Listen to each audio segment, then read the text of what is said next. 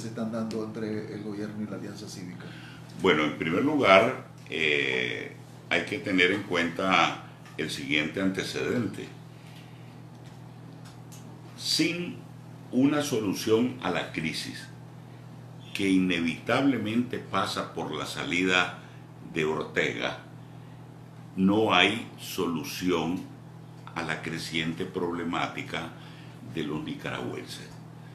Hoy estaba revisando los periódicos y me doy cuenta de que las inversiones extranjeras cayeron casi un 50%, que el turismo que cayó en un 41%, que la economía, confirmó el Banco Central, decreció en un 4%, y este año va a ser aún peor. Pero detrás de esas cifras macroeconómicas, lo que hay son empleos perdidos, lo que hay son familias que no pueden consumir lo que anteriormente consumían, creciente emigración por razones socioeconómicas, además de los 60.000 emigrados por razones políticas.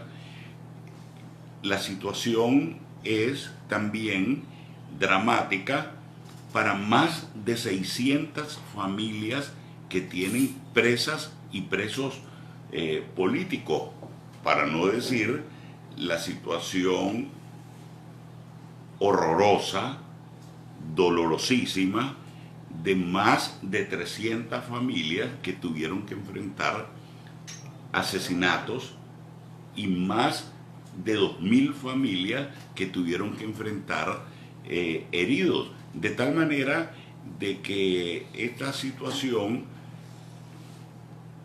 que es crecientemente dramática y negativa para la totalidad de la población de Nicaragua, no tiene ninguna solución si no hay solución a través de las negociaciones, y esa solución inevitablemente pasa por elecciones anticipadas para que haya un cambio de gobierno. ¿Y las negociaciones actualmente, cómo las mira, que están en un impasse? Están realmente estancadas por la negativa del gobierno a tener garantes creíbles internacionalmente, porque no basta los garantes nacionales, no basta el señor Nuncio, que es el decano del cuerpo diplomático, no basta la Organización de Estados Americanos. Está claramente establecida en la hoja de ruta, la famosa hoja de ruta, de que se iban a establecer garantes internacionales, de tal manera de que hemos llegado a un impasse en la solución progresiva que estaba teniendo las negociaciones que se realizan en el INCAE, y ese impasse se debe a la negativa del gobierno para que se reintegre a Nicaragua la Comisión Interamericana de Derechos Humanos y la Oficina del Alto Comisionado de Naciones Unidas para los Derechos Humanos como garante de ¿qué? Del acuerdo que se firmó el viernes pasado, que es un acuerdo absolutamente innecesario, pero que de cara a las perspectivas de la Alianza Cívica terminaba siendo inevitable, porque lo que significa ese acuerdo es todos el ejercicio de los derechos constitucionales y legales a los que tenemos correspondencia los nicaragüenses, de tal manera que era absolutamente innecesario ese acuerdo, pero en el contexto de esta dictadura, de la dictadura que actualmente tenemos, era inevitable. Doctor, y se firma ese acuerdo y se violenta al día siguiente. Exactamente, y se violentó de dos maneras. Se violentó primero por los disparos que realizó este paramilitar, y se violentó también porque lo hemos visto en los videos que la policía incursionó dentro del predio de Metrocentro y también incursionó dentro del predio de Galería, donde estaban protestando pacíficamente, sin entorpecer el tráfico, los que habíamos atendido el llamamiento de la Unidad Nacional Azul y Blanco. ¿Por qué Ortega cierra las puertas a la CIDH y también a la ONU? Ni tampoco se ha hablado o se ha puesto en punto sobre la mesa de negociación las elecciones adelantadas. Porque Ortega no tiene voluntad de cumplir. Ortega está únicamente ganando tiempo en las negociaciones, pero eso no significa de ninguna manera que la Alianza Cívica vaya a renunciar a las negociaciones. Desde el punto de vista de la Alianza Cívica, insistir en las negociaciones es no solamente la consecuencia de la vía pacífica que hemos optado los nicaragüenses para liberar esta lucha contra la dictadura de Ortega, sino también que en la medida en que se evidencie, como se está evidenciando, las negativas de Ortega a cumplir las más elementales obligaciones en términos de los acuerdos a los que se compromete, van a aumentar las resistencias nacionales y la presión internacional, de tal manera que la Alianza Cívica, no porque sea desde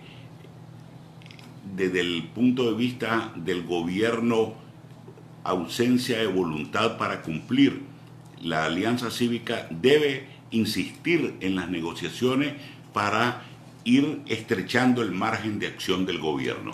Las elecciones adelantadas, ¿usted la ve como la salvación en esta crisis? Es que es inevitable. Primero, desde el punto de vista legal, es totalmente posible.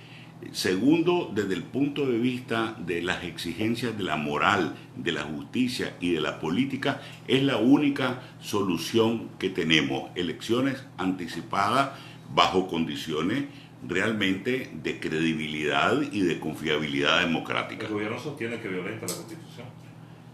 En absoluto violenta la Constitución, porque la Constitución o la ley electoral, tanto que es constitucional como la Constitución, establecen que el periodo llega de gobierno hasta el 2021, en que se deberían celebrar las elecciones, pero una reforma parcial de la Constitución es totalmente posible desde el punto de vista de que las dos legislaturas que requiere la Constitución se pueden realizar dentro de un mismo año calendario, porque toda vez que está establecido en el Estatuto de la Asamblea de que es una ley secundaria, la cual puede ser fácilmente reformada, de que se pueden realizar dos legislaturas dentro del mismo año, de tal manera que nosotros podríamos tener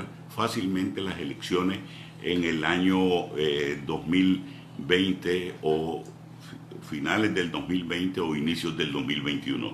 ¿Cómo mira usted la insistencia de que aquí está haciéndose algo inconstitucional en lo referente al adelanto de las elecciones, cuando aquí se han hecho muchas cosas inconstitucionales? No, es que no se trata de insistir en una inconstitucionalidad.